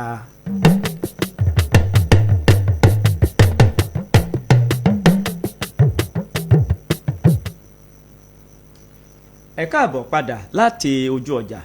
ẹ jẹ́ ká tún tẹ̀síwájú níbi ọ̀kan ọ̀jọ̀kan àwọn ìròyìn tí à ń mú wá ṣe tí ìgbọ̀ yín. ẹ̀yin náà gbé ìpolówó yín wá sí iléeṣẹ́ CP89.1 FM kábàáyín bẹnu ajélù kí gbogbo ẹ̀ kó lè rí bó ti yẹ kó rí. nínú ìwé ìròyìn Vanguard ní ìròyìn eléyìí wà o Àtíkù ẹgbẹ́ òṣèlú PDP àwọn gan-an ti la ipa sí ètò ààbò sílẹ̀ lórílẹ̀‐èdè wa Nàìjíríà ẹgbẹ́ òṣèlú APC ló sọ̀rọ̀ ọ̀hún léde àgbáríjọpọ̀ ẹgbẹ́ òṣèlú APC ni wọ́n mà ti kojú ẹni tó ti gbà kan jẹ́ igbákejì ààrẹ lórílẹ̀‐èdè wa Nàìjíríà tẹ́lẹ̀ rí àti gbogbo ẹgbẹ́ òṣèlú PDP wọ́n ní àwọn gan-an ni wọ́n ti la ipa sí ètò ààbò sílẹ̀ fún orílẹ̀‐èdè Nàìjíríà tó sì jẹ́ wípé àwọn ìyókù náà wọ́n kàn ń jì sínú ẹ̀mí o nígbà tó sọ̀rọ̀ sórí ọ̀rọ̀ kan léyìí tí Àtíkù sọ láìpẹ́ yìí lórí ìkọlù tí wọ́n ṣe sí Wàgámọ̀ngóró ní ìjọba ìbílẹ̀ Madagali ní agbègbè Adamawa ni ó ti àwọn ẹgbẹ́ òṣèlú APC ni wọ́n ti sọ̀rọ̀ wípé nǹkan tó sọ òun wọ́n ní ìwà tìjú gbà ní o wípé ẹ wò ó ọ̀dọ̀ rẹ̀ gan ni ìwà burúkú ti bẹ̀rẹ̀ nínú àtẹ̀jáde kan tí wọ́n buwọ́lù láti ọwọ́ akọ̀wé ìpolongo sí ẹgbẹ́ òṣèlú APC ní ìpínlẹ̀ náà Honourable Muhammed Abdullahi ni ó sọ wípé Àtíkù òun ni ó jẹ́ wípé ó ti ọ̀dọ̀ rẹ̀ gan ni àìsí ètò ààbò ti bẹ̀rẹ̀ lórílẹ̀‐èdè wa Nàìjíríà wọ́n ní àti àwọn ẹgbẹ́ òṣèlú PDP wọ́n ní àwọn ni wọ́n ti la ipa ìṣètò ààbò kalẹ̀ tó sì jẹ́ wípé àwọn ìyókù òun ni wọ́n ń tọ̀ ọ́ lọ o wọ́n ní ohun tó ṣe ní kàyéfì ni wípé Àtíkù ló wá jẹ́ wípé òun ni ó wá ní àwọn ìṣẹ̀lẹ̀ ọ̀hún ló wá ń gùn lọ́kàn jù tó sì jẹ́ wípé òun gangan ló ṣokùnfà bí gbogbo àìṣètò ààbò eléyìí bó ṣe burú jù lórílẹ̀‐èdè wa Nàìjíríà gẹ́gẹ́ bí ẹgbẹ́ òṣèlú APC bó ṣe sọ o nígbà tí àwọn ẹgbẹ́ ọ̀hún tẹ̀ wájú wọ́n sọ wípé Àtíkù ló ti kùnà láti ṣe àwọn iṣẹ́ kan o ní ìpínlẹ̀ Adamawa lásìkò ìṣèjọba rẹ̀ wọ́n ní ó fi agbègbè Jàdá sílẹ̀ tó sì jẹ́ wípé ó gbájúmọ́ iṣẹ́ ara rẹ̀ nìkan ni o àwọn ẹgbẹ́ ọ̀hún wọ́n tún sọ̀rọ̀ wípé lásìkò rẹ̀ ní agbègbè Adamawa nígbà tí àwọn Boko Haram ń ṣọṣẹ́ wọ́n ní kí ni ìgbésẹ̀ eléyìí tí Àtíkù gbé ń bẹ̀ o wọ́n ní nísìnyí Àtíkù wá ń wá kí àlàáfíà wà lábẹ́ ẹgbẹ́ òṣèlú APC ṣebí ìwọ náà ni ìwọ ló ti dálẹ̀ àti gbogbo ẹgbẹ́ òṣèlú PDP nígbà kan tí ó wà níjọba wọ́n ní èyí lẹ́sìn fà á o ó wá nìsín ọwọ́ ń pariwo òun ké tantantantan òun ké rárá ní gbogbo ìgbà àwọn ẹgbẹ́ òṣèlú APC ni wọ́n ti sọ̀rọ̀ wọ́n ní ẹgbẹ́ òṣèlú PDP àti Àtíkù wọ́n lé àwọn kan ni wọ́n ti la ipa sí ètò ààbò sílẹ̀ eléyìí tó sì ṣokùnfà bí ètò ààbò bó ṣe mẹ́ẹ̀ lórílẹ̀‐èdè wa Nàìjíríà ìròyìn ọ̀hún kún o ṣùgbọ́n torí àkókò wa bẹ́ẹ̀ bá fẹ́ ṣe rẹ̀ lọ sínú ìwé ìròyìn Vanguard kẹlọ́mùkẹsẹ̀rí ẹ̀ níbẹ̀. nínú ìwé ìròyìn Daily Post ní ìròyìn eléyìí wà àgbáríjọpọ̀ ẹgbẹ́ òṣìṣẹ́ TUC ni wọ́n ti fohùn léde wípé àwọn yóò darapọ̀ mọ́ ìyẹn ṣẹ́lódì tí àwọn ẹgbẹ́ alágbàtà epo tí wọ́n jẹ́ òṣìṣẹ́ Dangote tí wọ́n fẹ́ gùn lé wọn ni àwọn yóò darapọ̀ mọ́ wọn o nítorí pé àwọn ò ní gbà kí tàlùbọ̀ kó wọ ojú àwọn ọmọ orílẹ̀-èdè Nàìjíríà. Àwọn ẹgbẹ́ Trade Union Congress ní orílẹ̀-èdè Nàìjíríà TUC ni wọ́n ti fohùn òkè sọ̀rọ̀ tí wọ́n sì ti sọ èròǹgbà wọn láti darapọ̀ mọ́ ẹgbẹ́ àwọn kan tí wọ́n jẹ́ òṣìṣẹ́ Dangote tí Dangote tó sì dá wọn kalẹ̀ ìyẹn Petroleum and Natural Gas Senior Staff Association of Nigeria Pengazan. Nínú ọ̀rọ̀ wọn wọ́n sọ wípé ìgbésẹ̀ tí Dangote gbé yìí òun ni ó jẹ́ ìgbésẹ̀ yìí tí kò bá òfin mu tó sì fẹ́ fi ẹ̀tọ́ àwọn òṣìṣẹ́ rẹ̀ tó fẹ́ fi dùn wọ́n nítorí wípé àwọn òṣìṣẹ́ tí wọ́n jẹ́ àgbà òṣìṣẹ́ ní ẹ̀bù ìfọpo Dangote yìí tí wọ́n darapọ̀ mọ́ ẹgbẹ́ kan tí ó sì jẹ́ wípé inú Dangote kò dùn sí kinní ọ̀hún. Ìdí rèé o tí ẹ̀bù ìfọpo Dangote tó sì dá àwọn òṣìṣẹ́ rẹ̀ kalẹ̀ tó ẹgbẹ̀rin ní iye 800 ní àwọn òṣìṣẹ́ tó jáwé ẹgbẹ́lé yín fún. Ìdí rèé tí àwọn ẹgbẹ́ òṣìṣẹ́ TUC tí àwọn náà fi fohùn pè sọ̀rọ̀ wípé àwọn yóò darapọ̀ mọ́ wọn gbogbo nǹkan tí wọ́n bá ń ṣe ni àwọn yóò sì jọ mọ bá wọn ṣe torí wípé ìyà tó ń jẹ wọ́n yìí kì í ṣe títí àwọn nìkan ló ń jẹ ṣùgbọ́n láti jọ pàmọ̀pọ̀ lé ìyà ọ̀hún wọgbówọ̀gbẹ́ gẹ́gẹ́ bí wọ́n ṣe wí. Ìwé ìròyìn Daily Post ló pòsì rẹ̀ ọ̀hún jáde ẹlẹ́mu kẹyẹ̀wò níbẹ̀. ènìyàn 11 ni àwọn báńdíìtì ṣekú pa ò ní ìpínlẹ̀ Kwara tí wọ́n sì gbé àwọn míì lọ. Ènìyàn 11 tó ń ṣọ́ igbó ní ọjọ́ ìsinmi àárọ̀ àná ní ìṣẹ̀lẹ̀ burúkú ọ̀hún máa ṣẹlẹ̀ ní Òkè Ọdẹ ní ìjọba ìbílẹ̀ Ìfẹ́lọ́dún ní ìpínlẹ̀ Kwara. Níbẹ̀ ni àwọn báńdíìtì tí wọ́n máa ti ya wọ agbègbè ọ̀hún, àwọn tí ó ń ṣọ́ igbó ọ̀hún àti àwọn fìjìláńtẹ́ láti lè jẹ́ kí ètò ààbò kó túbọ̀ dúró déédéé. Bẹ́ẹ̀ ni àwọn báńdíìtì ọ̀hún ni wọ́n ya wọ ọ̀dọ̀ wọn tí wọ́n sì ṣekú pa ènìyàn 11 láàrin wọn. Gómìnà Abdulrahman Abdulrasaq ti ìpínlẹ̀ Kwara ni ó mà ti sọ̀rọ̀ pẹ̀lú ìbànújẹ́ tí ó sì sọ ó ṣàpèjúwe ìṣẹ̀lẹ̀ ọ̀hún gẹ́gẹ́ bí ìfàsẹ́yìn lára bí àwọn ṣe ń gbèrò láti jẹ́ kí báńdíìtì di ohun àfẹ́yìn ní ìpínlẹ̀ náà. Níbẹ̀ ni ló ti ké sí àwọn eléṣọ́ aláàbò láti lọ sí Òkè Ọdẹ àti àwọn míì ní ìpínlẹ̀ Kwara. Nínú àtẹ̀jáde kan tó fi léde láti ọwọ́ akọ̀wé Rafiu Àjàkáyé ni ó ní gómìnà náà ni wọ́n ti sọ̀rọ̀ tó sì jẹ́ pé àwọn ọmọọṣẹ́ ológun ni wọ́n mà ti lọ sí ibẹ̀ láti lọ dúró síbẹ̀ ní apá Kwara South àti Kwara North tí wọ́n sì pariwo bí ẹ̀mí àwọn èèyàn ṣe ń ṣòfò nínú gbọ́ ọ̀hún. wọ́n ní ẹ wò ó kí Olúwa ọba kí ó ṣàánú wa lágbègbè yìí. Bẹ́ẹ̀ ni ó gbóríyìn fún àwọn tó ti ń ṣiṣẹ́ ní apá abẹ̀ tí wọ́n sì sọ wípé ìfẹ́ òun la nílò láti borí ní agbègbè náà. Nígbà tí ó ránṣẹ́ ìbánikẹ́dùn sí àwọn mọ̀lẹ́bí, ó ní kò sí ọ̀rọ̀ eléyìí tóun lè sọ tó lè dá àwọn ọmọ wọn padà fún ọ wípé nǹkan ìbànújẹ́ ni eléyìí tí ó sì gbàdúrà wípé kí Ọlọ́run ọba kó rọ gbogbo àwọn mọ̀lẹ́bí wọn nínú. Gómìnà náà ni ó wá gbóríyìn fún àwọn tí wọ́n ti pìyàmọ̀ tó sì ti yàn dára wọn láti jẹ́ ẹlẹ́ṣọ́ aláàbò. Ó ní ẹ wò ó àwọn tó jẹ́ wípé nínú àwọn tí wọ́n ń ṣọ́ igbó ọ̀hún èèyàn 5 ni wọ́n kọ́kọ́ mú òkú tó di pé wọ́n mú àwọn míì. Nígbà tí ó sọ̀rọ̀ wọ́n ní iléeṣẹ́ ọmọ ológun tí ó wà ní ìpínlẹ̀ Ọ̀yọ́ àwọn GOC wọ́n ní ẹ̀ka ti ìkejì eléyìí tó wà nílùú Ìbàdàn ni wọ́n mà ti kó lọ sí ìpínlẹ̀ Kwara báyìí wípé kí wọ́n wà ń bẹ̀ díẹ̀ ná fúngbà díẹ̀ títí tí ètò ààbò tí yóò fi fẹsẹ̀ múlẹ̀ ní ìpínlẹ̀ Kwara. Nígbà tí ẹni tí ṣe gómìnà tóun náà ti sọ̀rọ̀ wọ́n ní baálẹ̀ ìlú Ọ̀gbáyọ wọ́n ní òun náà wọ́n ṣe ikú pa òun náà pẹ̀lú àwọn fìjìláńtẹ́ 11 ó dín èèyàn 12 tí wọ́n ṣe ikú pa wọ́n ní àwọn tí ọta àbọ̀ sì bà ọ̀pọ̀lọpọ̀ wọn ni wọ́n ti gbé dìgbàdìgbà lọ sí ilé ìwòsàn kí Ọlọ́run ọba kó bá wa dáwọ́ ìṣẹ̀lẹ̀ ibi dúró ní agbègbè Kwara. Bẹ́yìn bá fẹ́ ṣẹlẹ̀ lọ sínú ìwé ìròyìn Vanguard ìkẹlẹ́mú kẹsẹ̀rí ẹ̀ níbẹ̀. Nínú ìwé ìròyìn Daily Post ni ìròyìn eléyìí ló ti jáde wá tó sì ń ṣàlàyé ní pẹ̀lẹ́kùtù sétí gbogbo ọmọ orílẹ̀-èdè Nàìjíríà wípé ìṣòro àti ìpèníjà tó wà ní orílẹ̀-èdè yìí kì í ṣe wípé ó ṣẹ̀ṣẹ̀ bẹ̀rẹ̀ amúkùn ẹrù ẹ̀ wọ́ òkèlè ń wò ẹ̀ wò sàlẹ̀ àkúmẹ̀ ó fohùn òkè sọ̀rọ̀. Akọ̀wé àgbà fún ìjọba àpapọ̀ George Akume ó ti jẹ́ kó di mímọ̀ fún gbogbo ọmọ orílẹ̀-èdè Nàìjíríà wípé ìṣòro àti ìpèníjà tó mọ orílẹ̀-èdè Nàìjíríà dàrú kì í ṣe wípé ńgbà tí ààrẹ aṣíwájú Bọ́lá Ahmed Tinubu tó gba ìṣàkóso ìjọba ní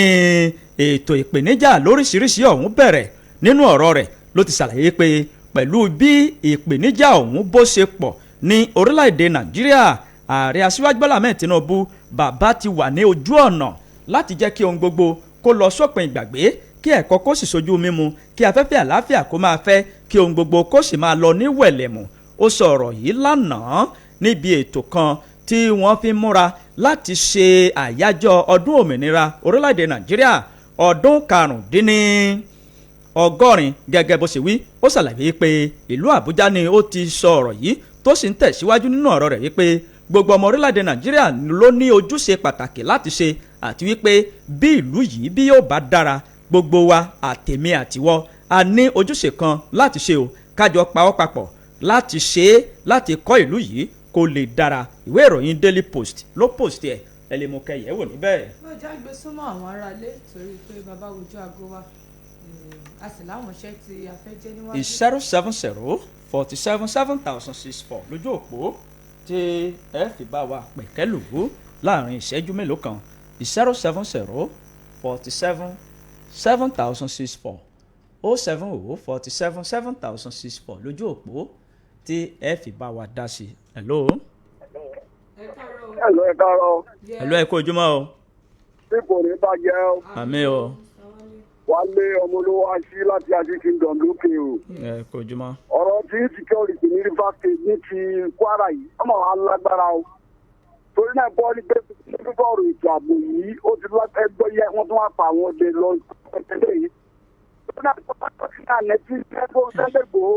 tó lé àwọn tó lé Ìlọrin tí wọ́n lọ ọ̀dọ̀ wọn bẹ̀rẹ̀ ni wọ́n lọ olórí tí wọ́n lé ń bẹ̀ láti ọ̀dábí ibẹ̀ ni wọ́n lé ń bẹ̀ lọ́lọ́ tí wọ́n invite Sẹ́lẹ̀ Gbòó kọ́nà wọn lọ́wọ́ Wálé ọmọ olówó aṣí láti Ají Kingdom lókè o. 070-47-7064 070-47-7064.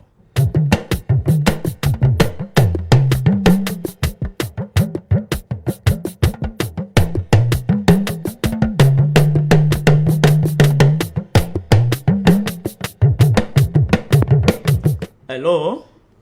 Hello, ẹ káàárọ̀. Ẹ káàárọ̀, ẹ kú ètò. Àdúpẹ́, orúkọ yín lówó lẹ ti ń pè wá. Tọ́lùbín solution láti ìlú Ìgangan. Láti Gangan, à ń gbọ́ yín sà. Tí arírẹ̀ tó rírẹ̀ tí wọ́n la níbi tán rírẹ̀ òun la fẹ́ dá sí. Ẹ dá sí. Ṣé irú rẹ̀ bẹ́ẹ̀ ṣé Ọlọ́run máa fi gbogbo nǹkan hàn yẹn tó bẹ́ẹ̀? Kò sí lọ́wọ́ pásítọ̀ tó rírẹ̀ bí ọwọ́ àwọn tí wọ́n tẹ̀lé rí rẹ̀. Torí ìgbà míì ṣé irú nǹkan ẹ tí ọyẹ bá kàn fẹ́ parẹ́ gẹ́ ṣojú tí a máa mọ̀ gbà náà. Ó ti dá. Ẹ wo ilé jẹ́ sípò oníbàjẹ́. Àmì ẹ ṣé o. 070-47-7064 lójú òpó tí ẹ fi bá wa dá sí. 070-47-7064. Bẹ́ẹ̀ ni ẹ lè fi àtẹ̀jíṣẹ́ yín ṣọwọ́ sí ojú òpó ayélujára wa CPFM OKO tàbí kẹ́ ẹ fi ṣọwọ́ sí ojú òpó ayélujára Abẹ́rẹ́kéré Show. Kẹ́ ẹ fi ṣọwọ́ síbẹ̀. Ìtìsí olóore ọlọ́jà ìbí olúwa ṣeun. Wọ́n ní ẹ kó ètò ẹ ṣé o ẹ kú ojúmọ́. Hello, ẹ káàárọ̀. Hello, ẹ káàárọ̀. Ẹ káàárọ̀ sà, orúkọ yín.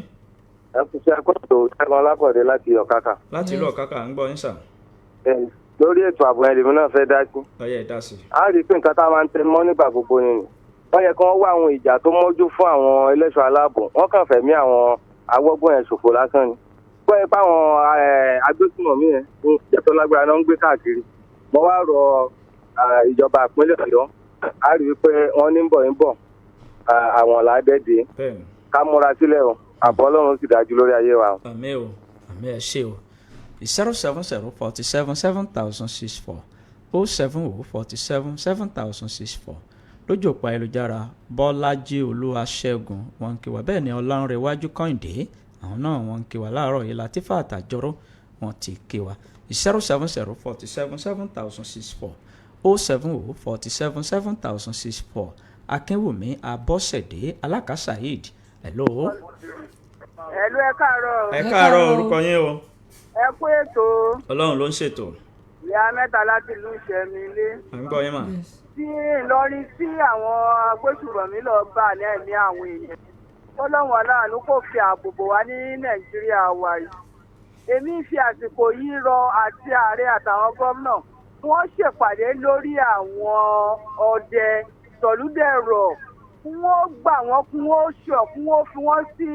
igun ojú ọ̀nà káàkiri kí wọ́n fi sọ̀pọ̀tì àwọn ọlọ́pàá. Gbogbo ẹ̀mí tí ń ṣòfò yìí ti ní agbára jù. Ààbò Ọlọ́run ó bò wá o. Àmín o. Ni wọn ò ní jí wa gbé o. Àní rìn sí ibi péjọ́ tẹ́bí ń pààyàn o. Ìyá mẹ́ta lórí láti fi tẹ̀lé ilé. Ẹ ṣé o, ìyá mẹ́ta. Ká gbé ìpè ẹyọ kan sí 070477064 070477064 lójú òpó tí ẹ fi bá wa dá sí 070477064. Hello. Hello, ẹ káàárọ̀. Ẹ káàárọ̀ sá o. Ẹ kú ètò. Ọlọ́run ló ń ṣètò. Àmín. Orúkọ mi ni Kasim Arokoto, mo ń pè láti Ṣẹ̀yìn. À ń gbọ́ yín sà. Lórí ọ̀rọ̀ ètò ààbò yẹn náà ni arọ àwọn ìjọba wa wọ́n dákun wọ́n má fẹ̀mí wa ṣeré. Lórí ara wa náà wọ́n ti ń pa gbogbo tí wọ́n ń ná tí wọ́n ń kó lọ òkun tí wọ́n ń kó lọ gbá kó lọ àwo fún wọn má kó lọ. Bọ̀ fún wọn dáàbò bo àwa náà kí wọ́n ṣàánú wa. Tábàlà dáàbò bora wa wọn ò ní àlẹ́tọ̀ láti dáàbò bora wa pé a ti kọlu òfin kí wọ́n sì dákun kí wọ́n dáàbò bò wa kí wọ́n ṣàánú wa. Nígbà àwọn agbẹnusọ wọn bá máa fi ní tí wọ́n lè pé irọ́ ni wọn ò pa ní kankan bí kankan. Ṣé ẹ̀mí wa ti ń ṣòfò yìí ti ń pọ̀ ju Nàìjíríà ò ní bàjẹ́ o. Ẹ ṣé o, ẹ ṣé o. A ní láǹfààní láti gbé ìpè kankan mọ́ báyìí ká lọ sókè lọ́hùn ìgbà tá a bá padà dé àtẹ̀síwájú ẹ kú kalẹ̀. SIP 89.1 FM. rédíò wo lèyí tó milẹ̀ títí rédíò wo lèyí tó rinlẹ̀ dòdòdò wọ́n gbọ́ wá jákèjádò gbogbo ayé àwọn tó ti mọ̀ wá wọ́n tún sọ fẹ́ lòmíràn àwọn ètò wa dùn ó tún kọ́ni lọ́gbọ́n bó ti ń lọ nígboro ọ̀dọ́ wa lẹ́ ó ti gbọ́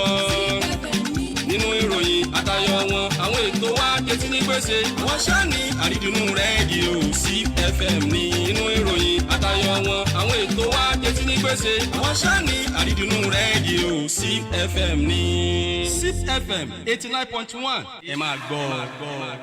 SIP 89.1 FM.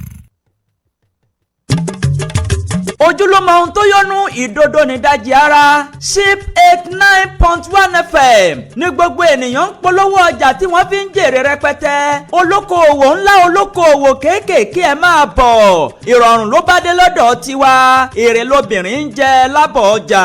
ẹ bá wa dòwò pọ̀ kẹ́ ẹ jèrè rẹpẹtẹ.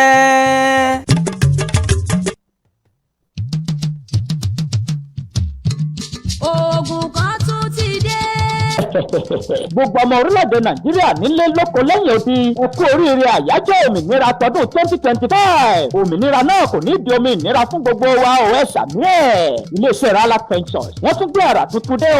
láti ṣe ìrànlọ́wọ́ fún gbogbo ènìyàn fún àyájọ́ ọdún òmìnira oògùn tuntun kan ní iléeṣẹ́ rala pensions tún ṣẹ̀ṣẹ̀ gbé jáde egbòogi 22 ni wọ́n fi pò ó papọ̀ set up well sweet bitter lórúkọ tó ń jẹ́ ẹgbà bẹ́ẹ̀ iṣẹ́ tó ń ṣe kò lẹ́lẹ́gbẹ́ òun ni ìfà tí àwọn ènìyàn láǹfààní láti jẹ fún pọ̀pọ̀ ṣìṣẹ́ ọdún òmìnira gbogbo ènìyàn tó bá lè yọjú sí iléeṣẹ́ rala pensions yóò jẹ ìfà yìí ẹni ìfà òtọ́ sí ní pé ní àràmù wọn ní owó àjẹfà ọlọ́jọ́ wọnú láti ọjọ́ 23 oṣù kẹsàn-án sí ọjọ́ 2 oṣù kẹwàá ni àwọn ènìyàn yóò fi máa jẹ àǹfààní ẹ̀dínwó oògùn tá a pè ní get up well sweet bitters gbogbo ènìyàn tó bá lè yọjú sí iléeṣẹ́ rala pensions tó wà ní ìlú òkèèrò àti olú iléeṣẹ́ wọn tó wà ní ìlú ìṣẹ́yìn bẹ̀rẹ̀ láti on the 23 sí ọjọ́ 2 oṣù kẹwàá ni wọ́n máa jẹ àǹfààní ẹ̀dínwó ògùn get up well sweet bitter tó bá wá di 25 sí 26 oṣù kẹsàn-án ni àwọn ènìyàn ní ìlú àgọ́ ààrẹ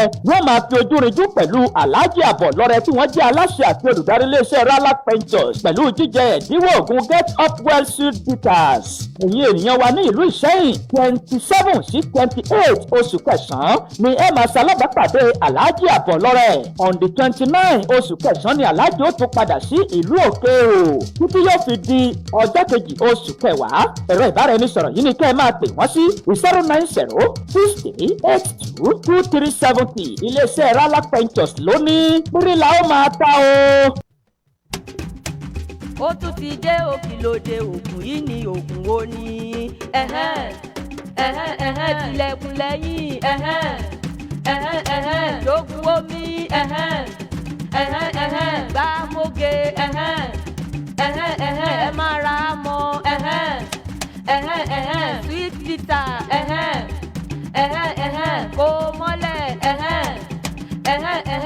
okay now ara ríro kẹ̀jẹ̀gbẹ̀ rámọ́ ni kò béèrè fún ẹyin dídùn kẹ̀jẹ̀gbẹ̀ rámọ́ ni kò béèrè fún ọ̀pá tí yóò kẹlẹ̀ dáadáa tilẹ̀kùn lẹ́yìn ló lè ṣe tàbí èyí tó dẹnu kọlẹ̀ jogun omi ni kò béèrè ọ̀pá tí yóò kẹlẹ̀ dáadáa tilẹ̀kùn lẹ́yìn ló lè ṣe inú kíkan inú dídùn gbàmóge ni ó béèrè fún àtọ̀ sí ọjọ́ tó ti pẹ́ gbàmóge ni ó béèrè fún ìkẹ́ oṣù ségesège gbàmóge ni ó béèrè fún ara kíkan ara dídùn sweet bitter ní kò béèrè orí fífọ́ kẹ̀jẹ̀gbẹ̀ sweet bitter ní kò béèrè ọ̀sà tí kẹ̀jẹ̀gbẹ̀ sweet bitter ní kò béèrè àlèṣègbọ̀nsẹ̀ bó ti tó kó mọ́lẹ̀ ní kò béèrè fún rálá fẹsọ̀ ló ṣe ewé àtẹ̀kọ́ wọ́n fi pò ókè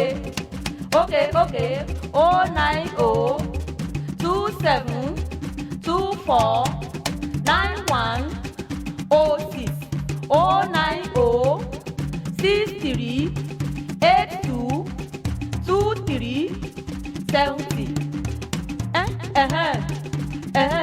tilẹ̀kùn lẹ́yìn ni o jogun omi mara mọ́ kó mọ́lẹ̀ sweet bitter rálá fẹsọ̀ ló ṣe ewé àtẹ̀gbò okay now ó ti yá 09027249106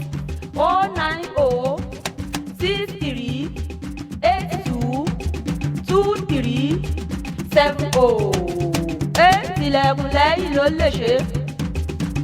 jogun omi ni kò béèrè sweet bitter ló lè ṣe rámọ́ ni kò béèrè fún rálá fẹsọ̀ ló ṣe rálá fẹsọ̀ ló ṣe rálá fẹsọ̀ ló ṣe rálá fẹsọ̀ ló ṣe rálá fẹsọ̀ ló ṣe. ẹ kú kalẹ̀ gbogbo etí tó ń gbọ́ wa à ń kí yín wípé ẹ kú àfọmọnìyàn ṣe ẹ sì kú bójú ọjọ́ ṣe rí bẹ́ẹ̀ ṣe ń darapọ̀ mọ́ wa ní ìkànnì wa níbí inú wa ń dùn sí o láṣẹ Ìdùmarè àìsàn èyí tó gbóògùn àti èyí tí ò gbóògùn kò ní ṣe yín bẹ́ẹ̀ ni kò ní ṣe ẹni tí ó ṣẹlẹ̀ tí ó fi kàn yín torí pé ẹni tí bá ń tọ́jú aláàárẹ̀ òun gan ni àìsàn ń ṣe o torí pé aláàárẹ̀ òun sùn kalẹ̀ ẹni tí ń tọ́jú rẹ̀ yóò máa sáré lọ sọ́tún sáré lọ sósì àlàáfíà sì ni ọ̀gá oore tá a fi wá oore àlàáfíà ni ọ̀pákùtẹ̀lẹ̀ fún ohun gbogbo tá a fẹ́ ṣe kọ́lọ́run má jẹ́ kí ẹṣin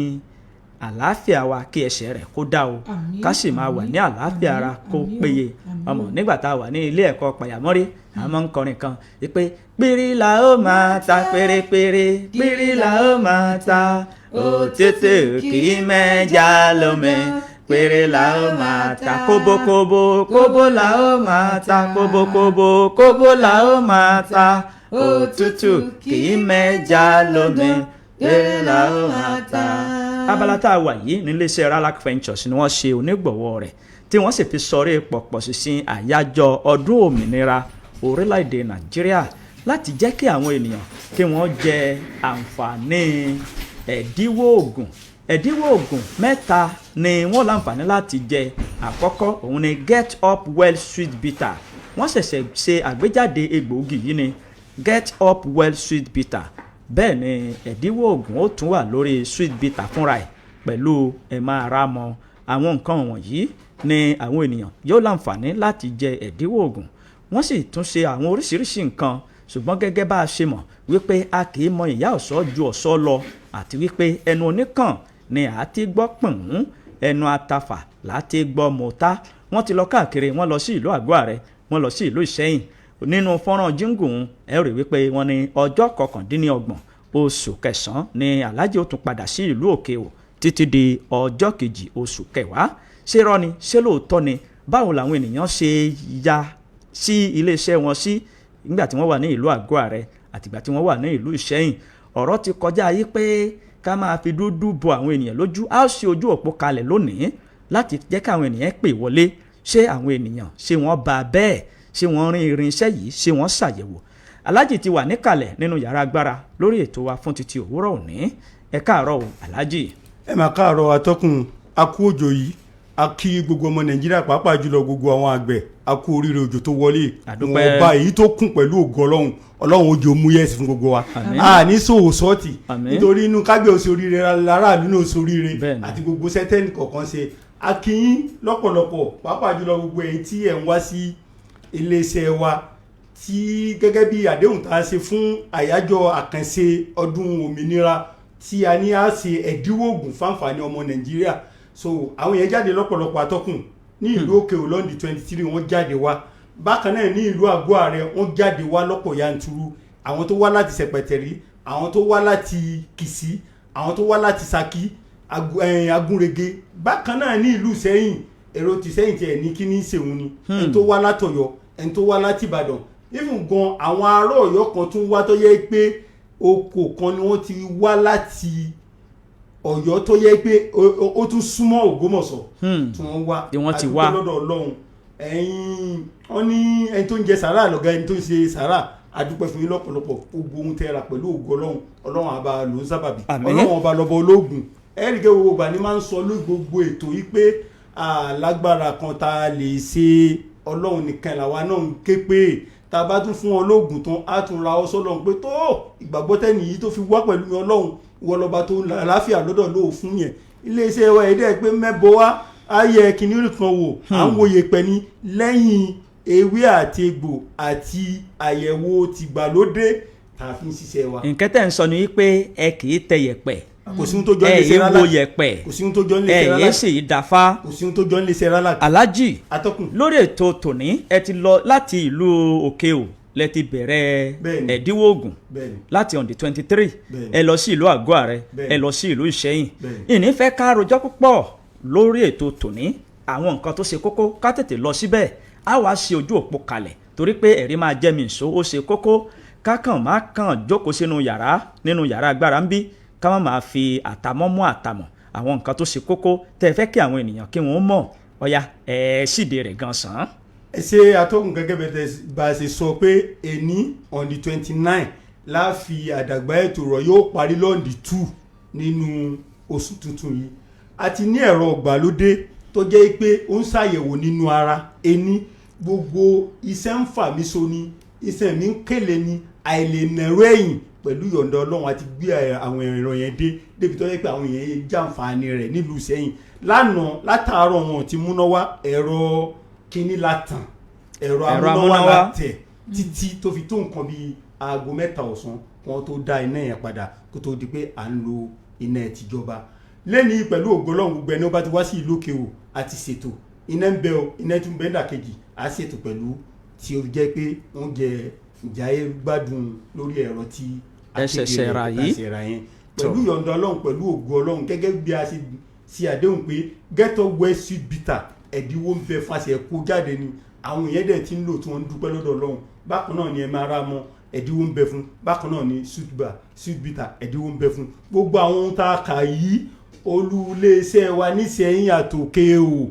àti ìlú àgọ́ ààrẹ ni àwọn àgọ́ ààrẹ ti jàǹfààní, àwọn ti Ìṣẹ́yìn náà ti jàǹfààní, ẹni ó bá lọ sí Ìṣẹ́yìn ó láǹfààní, ẹni ó bá lọ ságọ́ ààrẹ ó láǹfààní lọ́dọ̀ àwọn alágbàtà wa ń bẹ ní ọ́fíìsì wa ń bẹ. Bákan náà ní ìlú Òkè-Ò gbogbo ẹ̀yin tẹ́ ti ń pè láti Ìlérò ni, látàwáyé ni, láti Wérélé ni, láti Ìbàràpá méjèèjì ni, mo ti wà ní ìlú Òkè-Ò báyìí. Tó bá ti tó déédéé aago 9 tètè máa bọ̀ wá pẹ̀lú yọ̀ǹda Ọlọ́run ọba lọ́bọ ológun èèlò lọ́bẹ̀ ẹja múra sí àlàáfíà ara ọ̀gá oore téèyàn fi wá oore òun làlàáfíà. Ọlọ́run ò ní dá ọjọ́kọ̀ kò ní bá ìsẹ̀nsẹ̀ wá wà á ní fi sẹ́ni tí ó kàn tí ó fi kàn wá torí tó bá ti ń ṣàdúrà fún ààrẹ máa ṣàdúrà fún gbogbo àwọn tó yíká tí nǹkan ò bá ṣe ó lè padà sẹ́ni tí ó ṣe téèyàn ò ní rójú téèyàn ò ní ráyè àìrójú àráyè kò ní gbé bá gbogbo ẹni tẹ́ ń gbẹ́tò yìí láàárọ̀ yìí o. àmín o tó bó ṣe jẹ́ lẹ́gbọ́n gbogbo ẹ̀yin olùgbọ́ wa a ó ṣe ojú òpó kalẹ̀ báyìí láti gbọ́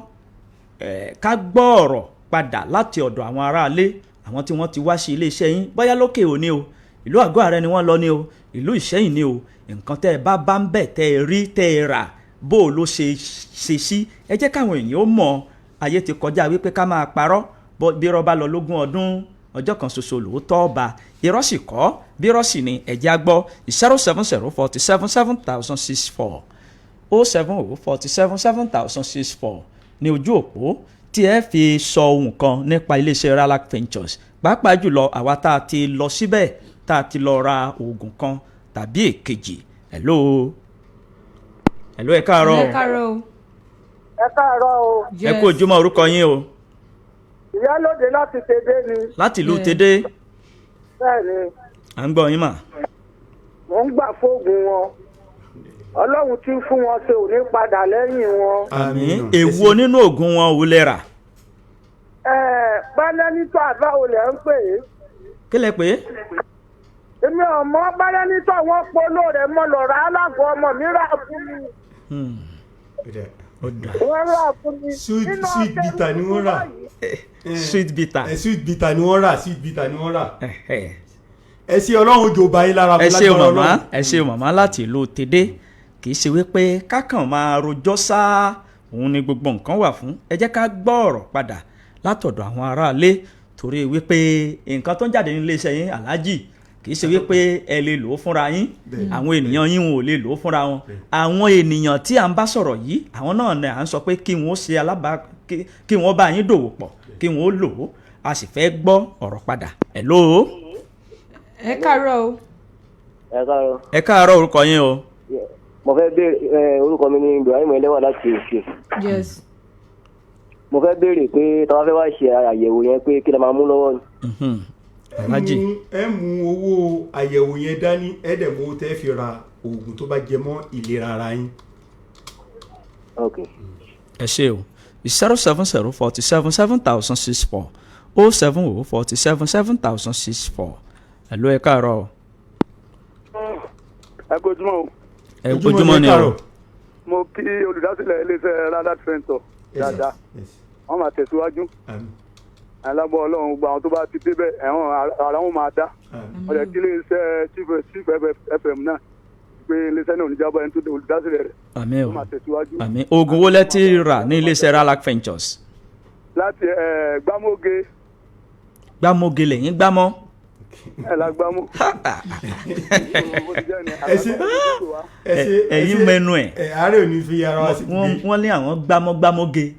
káìkàìkàìkàì ó pètèpètè 07. káìkàìkàì tó ń ṣe píìkì tó ń báwo ni. ẹ̀ka kò kójú ọ̀rọ̀ lálẹ́ kò sí màdàmú lára ń di. ẹbí lẹ̀ yóò mọ̀ sí gbàgbàgbà mímì wò ó. ara ní gbọ́. hello ẹ káàárọ̀ o. ẹ̀yin rédíò yín sílẹ̀ o. 07047777064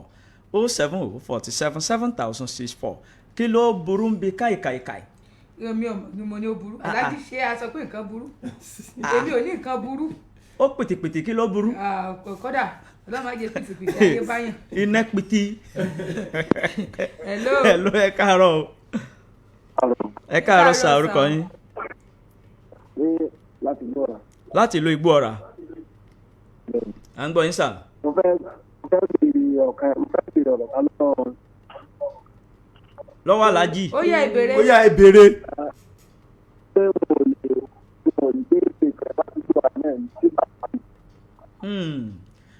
pẹ̀lú ojú òpó ohun tí ò tọ́ ṣùgbọ́n nǹkan tí wọ́n ń sọ ni pé ṣé ẹ̀dínwó oògùn ṣe lè gbé wá sí Igbóọrà náà ni. ohun tó ń ṣẹlẹ̀ ń bẹ̀ ni pé ẹ̀dínwó oògùn ó wá di ètò bónọ́ọ̀sì fún àwọn tí ń bá wa rà á jẹ́ December á fi ṣe December tí ó kárí ilé tí ó kárí oko ṣùgbọ́n eléyìí ẹni tó bá wá sí iléeṣẹ́ wa ló lè jàǹfààní rẹ̀. ìpè tá a gbé kẹ́yìn náà rèé. hello. hello ẹ káàárọ̀ sà. ẹ káàárọ̀ máa o. ẹ sà ìyá àbèjì ní sọ̀rọ̀ láti Ṣakí. láti ìlú Ṣakí. bẹ́ẹ̀ni. à ń gbọ́ yín mà. ìbílẹ̀ fẹ́ jẹ́rìí sí oògùn wọ̀nyẹn. mo ra sweet bitter. sweet bitter. ó ti sí òru ìjẹta ọ̀kẹ́ náà àwọn ìbejì mi kò ju ọmọ ọdún 4 lọ bẹ̀rẹ̀ sí lọ́nú mọ́lẹ̀ orí fọ́ọ̀mù inú rùn wọ́n kọ́ wò pé ìmọ̀ bóyá ọmọ kékeré lè lò ọ̀kẹ́ wá mú ìdérí rẹ̀ yẹn mo fi bú mo fún pẹ̀lú ògo Ọlọ́run láti jẹta èlò paracetamol fọmọ yẹn. ẹ mọ̀ polówó nǹkan tí wọ́n san owó ìpolówó fún wa níkànnì wa ń bí ṣùgbọ́n sweet bitter ṣáà ṣiṣẹ́ fún un. bẹ́ẹ̀ni. ẹ ṣé màmá ẹ ṣé tó abalára mi kò ní gbòdì lọ àtàwọn yòókù náà. àmín àmín kì í ṣe wípé ká kàn máa pọ́nnu ká mọ́ dán ẹnu ká fi ètè sẹ́nu àbí ká fi iyọ̀ sí ètè ká sì máa wí nǹkan tí ẹnu wá bá. Ẹ̀yin aráalé ẹ̀yin lẹ́sọ̀jú abẹ́ǹkó nǹkan tẹ́ ẹ bá gbọ́ lórí rédíò tó bá jẹ́ pé òtítọ́ ni ẹ jẹ́ káwọn èèyàn mọ̀, tó bá kù díẹ̀ káàtó ẹ tún jẹ́ káwọn èèyàn mọ̀. Ayé ti kọjá ká máa parọ́ torí wípé okùn rọ́ kì í pẹ́ já. Aláàjì ẹ̀rí nǹkan báyìí ṣókí náà lọ́bẹ̀ oge kì í dùn púpọ̀. Olóye làwọn aráalé wọ́n sì gbọ́n, àwọn ni wọ́n sọ agbọ́n mọ́rí, wọ́n ti mọ gbogbo nǹkan bó ṣe ń lọ ní iléeṣẹ́ yín. Ẹ fi pẹ̀lẹ́pẹ̀lẹ́ kẹ́ ẹ fi pe ẹ̀rọ ìbáraẹnisọ̀rọ̀ yín kẹ́ ẹ sì lọ kẹ́ ẹ máa lọ sọ́fíìsì káwọn ènìyàn wà mọ́ bá yín. Ẹ ṣe atọ́kùn, mo kí gbogbo yín lọ́kùnrin lóbìnrin pẹ̀lú ògo Ọlọ́run àti padà sí ìlú òkè gbogbo ẹ̀yin tẹ́ ń pè wá pẹ̀lú yọ̀ǹda Ọlọ́run pẹ̀lú agbára Ọlọ́run ẹ̀yin náà wá jẹ àǹfààní promo tí ẹ̀dínwó oògùn tá à ń ṣe yìí. Ọlọ́run ọba kò ní fàìsàn ṣe wá, kò ní fi ṣẹni tí ó kàn tí ó fi kàn wá. So gbogbo ẹ̀yin tẹ́ ń gbọ́ wa nílùú sẹ́yìn máa lọ sí head office wa ní ojú bàbá ní ìyànà òkè ayọ̀. Bákan náà wà ní ìlú òkè èmi gẹ́gẹ́ lẹ́ẹ̀ máa fojú rinjú ní ìlú òkè lẹ́gbẹ̀ẹ́ gáràjì sẹ́yìn nílé bàbá wa Akíntọ́lá ọlọ́pàá ní Olèlè. Bákan náà ẹ̀yin tẹ́ ń gbọ́ wa ní ìlú Àgọ́ Àrẹ ẹ lọ sí ọ̀dọ̀ Ìyá Àbíbù Ẹlẹ́ja ní ẹ̀gbẹ́ gáràjì ìlú Àgọ́ Àrẹ ní ọ́fíìsì wa, oògùn wa ti wà ń bẹ̀. Nọ́mbà wa ni 090 63 82 23 70 090 63 82 23 70 ẹlẹ́kejì 090 27 24 91 06 090 27 24 91 06 àtàìsàn àtàrùn kò ní fi ṣe yín, kò ní fi ṣe ẹni tí ó kàn tí ó fi kàn wá. A máa retí yín. Mo ti wà ní ìlú òkè ò báyìí. Bí ó ṣe jẹ́ lẹ́gbọ́n ẹ̀yin ènìyàn wa tí ẹ̀ ń gbọ́ wa ní òwúrọ̀ òní, àìsàn èyí tó gbóògùn àtèyí tí ò gbóògùn kò ní ṣe yín, bẹ́ẹ̀ ni kò ní ṣe ẹni tí ó ṣe tí ó fi kàn yín láṣẹ Ìdùmarè. Ìtura kò já mọ́ relé torí wípé. Ẹ jẹ́ àmọ́ lọlé bí abẹ́rẹ́ kéré ṣe sọ, ó ní ó ṣeun ọlọ́bẹ̀ ṣe gbogbo ẹ̀yin tí ẹ ti fìfẹ́ bá wa jẹ́ náà láti àárọ̀, ẹ kú àìbínú gbogbo yín báyìí náà la kí ta sì ń kì yín pé ẹ ṣeun o. Títí di aago 5 ìrọ̀lẹ́ tájọ pàdé lórí ètò iṣẹ́ ọwọ́ àwọn tá à ń gbé bọ̀ lónìí mọ̀jẹ̀ ntì ẹ̀ tí ì sọ fún yín bó bá di ìrọ̀lẹ́ náà lájọ rí àwọn tá à ń gbé bọ̀ iṣẹ́ ọwọ́ ìlù lílù làwọn tá à ń gbé bọ̀ lónìí. Ìlù lílù ni a ṣe lónìí pẹ̀lú ògo Ọlọ́run títí di aago 5 sáago 6 àti àjọ pàdé. Ẹ darapọ̀ mọ́ wa bó bá ti di ìrọ̀lẹ́. Èmi a máa ní ká ní olówó lọ́rẹ̀ẹ́ nílọ́rẹ̀ kò sọ pé kó ta ní lọ́rẹ̀ o, nítorí ẹ̀ lèmi Ìtura Olúwa ọmọ Adéníjì ṣe fi àsìkò yìí dágbére fún gbogbo èèyàn olólùfẹ́ mi wípé títí di ìrọ̀lẹ́ tá a tún jọ pàdé. Ó dìgbà. Ó dàbọ̀. Bẹ́ẹ̀ ni a ó fi ayọ̀ àti ìdùnnú la ó fi pàdé ara wa láṣẹ Ìdùmarè. A ò ní gbọ́rọ̀ ìbànújẹ́ síra wa o. Ẹ̀yin olùfẹ́ wa ní ìkànnì yìí àti gbogbo ẹ̀yin alábàáṣiṣẹ́pọ̀ tí àjọ ń pawọ́ papọ̀. Ẹ má gbàgbé wípé ìkéde àti ìpolówó ọjà yín ó ṣe kókó ó sì ṣe pàtàkì. Ẹ máa gbé bọ̀ wá sí ìkànnì wa níbí kábà yín ṣe yóò dùn yóò sì ní ìtumọ̀ gan sàn láṣẹ Ọlọ́run aláwùrábí. Abẹ́rẹ́kẹ́rẹ́ Adégbìtẹ́ lórúkọ mi, mò ń dágbére lórí ìròyìn àjẹmọ́ná fún títí òwúrọ̀ òní wípé níbi orí mi ó ti là ẹlẹ́dàá mi ò máa ṣàì gbé mi débẹ̀ dandan. Ìpàdé wa yóò tún di ìgbà kan o. Àwọn àyè yìí lẹ́ẹ̀tì rí nǹkan tó ń jáde ní iléeṣẹ́ Ralac Ventures ra. Ẹ ṣé púpọ̀. Gbòbí tí ẹ lè máa rí àwọn ọjà wa káàkiri ní ìlú Ṣakí.